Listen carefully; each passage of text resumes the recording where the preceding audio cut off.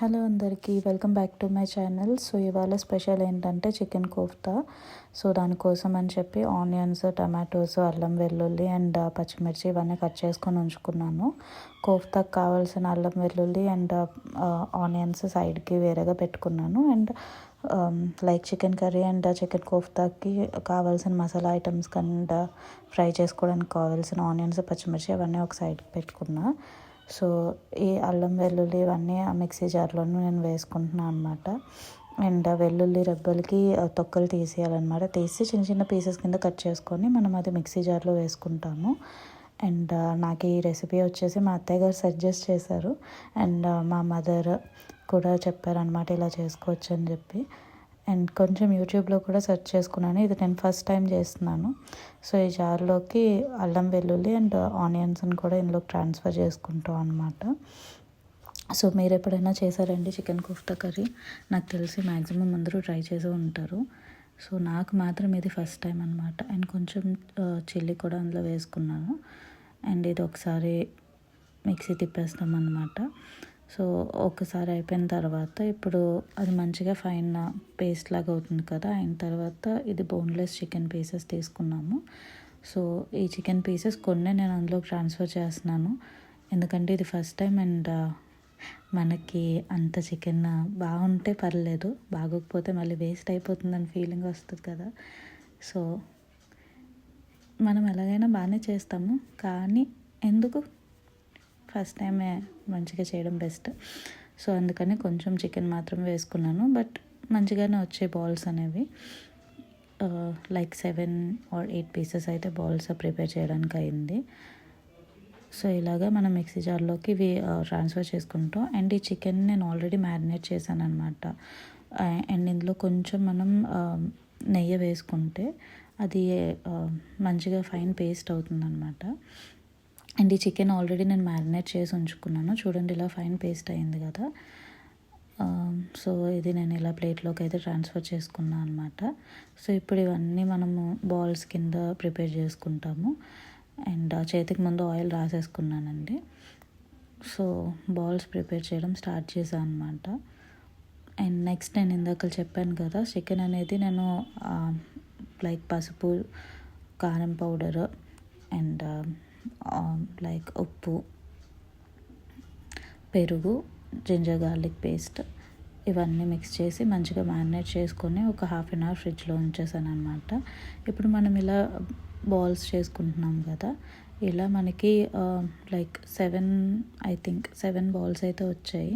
So ఇది నేను December 31st చేసిన రెసిపీ అనమాట. లేట్గా పోస్ట్ చేస్తున్నాను, ఆఫీస్ వర్క్లో ఉండిపోయాను. తెలిసిందే కదా, మనం ఆఫీస్లో వర్క్లో ఉంటే మళ్ళీ దీంట్లోకి రావడం చాలా కష్టం అవుతుంది. సో ఇలా నేను 7 బాల్స్ అయితే చేశాను. అండ్ ఇప్పుడు ఈ కళాయిలోనే మనం ఫ్రై చేస్తాం అన్నమాట బాల్స్. సో నేను అనుకునేది ఏంటంటే, మీకు చెప్పాలనుకుంటుంది కూడా, నాన్ స్టిక్ ప్యాన్లో చేయండి. బికాజ్ సిల్వర్ కడాయిలో కిందనంతా అతుక్కుపోతుంది అనమాట. సో నేనైతే మంచిగా ఫ్రై చేసిన తర్వాత ఆయిల్ మళ్ళీ సపరేట్ చేసుకున్నా. బట్ లైక్ ఇది ఒక సజెషన్ అంతే.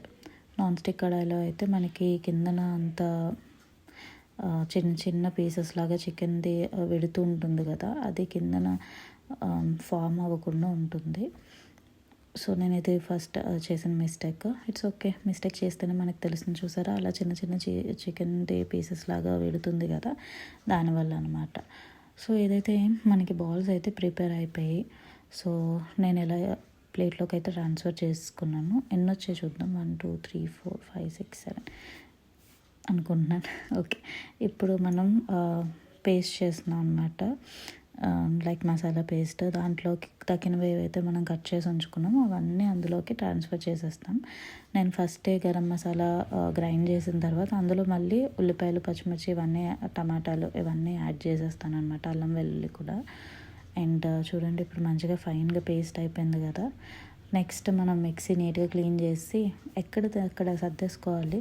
సర్దుకోకపోతే మళ్ళీ మనకు అదొక పెద్ద కష్టం అయిపోతుంది. అండ్ ఇప్పుడు ఈ నాన్ స్టిక్ ప్యాన్లోని ఆనియన్స్ అండ్ పచ్చిమిర్చి ఇవి మంచిగా ఫ్రై చేస్తున్నాను. అండ్ సాల్ట్, పసుపు మనం ఎందుకు వేసుకుంటాం మనకు తెలిసిందే కదా, ఫాస్ట్గా అయిపోతుందని. అండ్ ఇందులో కొంచెం లవంగాలు అండ్ లైక్ ఇది బిర్యానీ పువ్వు అంటారా సంథింగ్, బట్ ఇది బిర్యానీ ఫ్లేవర్డ్ అనమాట. అండ్ అది మంచిగా యాడ్ చేస్తుంది టేస్ట్ని. సో ఇప్పుడు ఇలాగా మనం మంచిగా మిక్స్ చేసుకున్న తర్వాత